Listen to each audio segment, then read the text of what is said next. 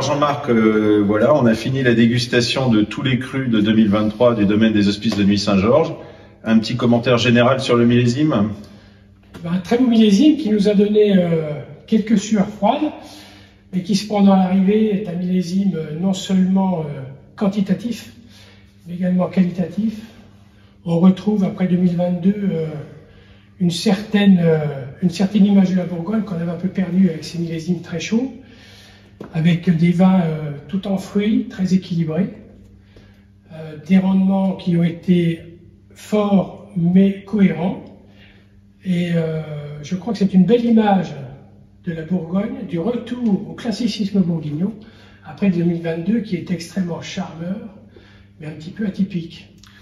Alors moi, ce qui m'a étonné le plus sur la dégustation, c'est que vous nous avez dit que les analyses étaient tout à fait atypiques pour du Bourgogne. Complètement, c'est-à-dire qu'on est sur des maturités tout à fait classiques, avec des très belles richesses en sucre, mais qui ne sont pas excessives.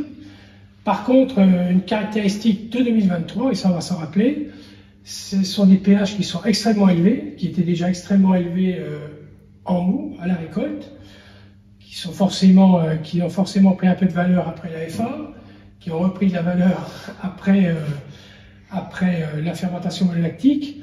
Donc on se retrouve avec effectivement des pH sur une bonne partie des cuvées qui sont hauts, mais sans être excessifs, et sur d'autres qui sont quand même un petit peu excessifs et qui nous rapprochent plus des vins du Sud que des vins de Bourgogne en général.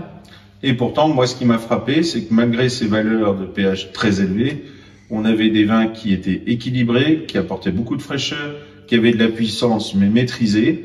Donc, toutes des caractéristiques qui contredisent les analyses. Complètement. Là, ça sera une des marques de ce millésime. C'est-à-dire qu'analytiquement, on a un paramètre qui est chez nous plutôt inconnu, alors que sur la dégustation des vins et sur l'équilibre, on est sur une année tout à fait classique.